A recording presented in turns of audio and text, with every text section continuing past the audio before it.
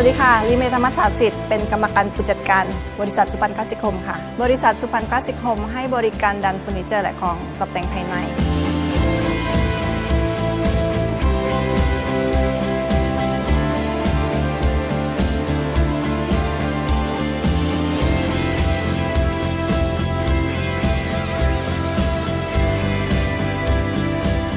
เริ่มต้นจากเมื่อ 20 กว่าปีที่แล้ว คุณพ่อคุณแม่นำเข้าสินค้าจากประเทศยุโรป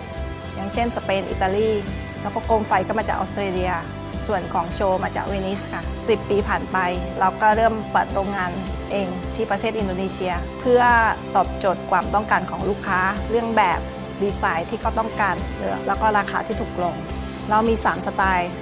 มีคลาสสิกวินเทจและหลุยสำหรับสไตล์หลุยเรามีโรงงานที่อินโดนีเซียค่ะทุกอย่างที่เป็นเกี่ยวกับสไตล์หลุยทำด้วยมือทำด้วยช่างที่ชำนาญด้านนี้โดยเฉพาะค่ะแล้วก็สามารถ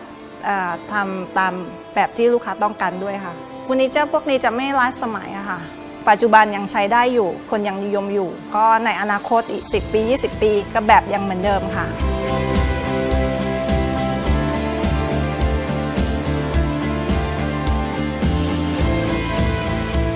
เรามีส่งในประเทศแล้วก็มีต่างประเทศ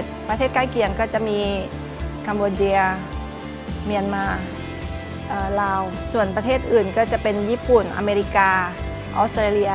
และอิหร่านเราสามารถส่งได้ถึงที่ไม่ว่าอยู่ที่ไหนก็ได้ในประเทศไทยส่วนต่างประเทศเราก็ส่งสินค้าผ่านเอเจนต์ที่เมืองไทยส่งโดยตรงถึงนู่นแต่เราส่งช่างไปติดตั้งให้เขาด้วยค่ะลูกค้าจะประทับใจในบริการของเราดันที่แบบว่าเราให้บริการหลังการขายดีตลอดค่ะลูกค้าที่ซื้อของประมาณ20 กว่าปีที่แล้วยังบริการอยู่ค่ะสำหรับลูกค้าที่ต้องการเฟอร์นิเจอร์หลุยคลาสสิกและวินเทจหลากหลายแบบหลากหลายชนิดลูกค้าสามารถมาเดินที่ร้านแล้วก็มาเลือกสินค้าแล้วก็ส่งได้เลยค่ะเราสามารถบริการได้ทุกความต้องการ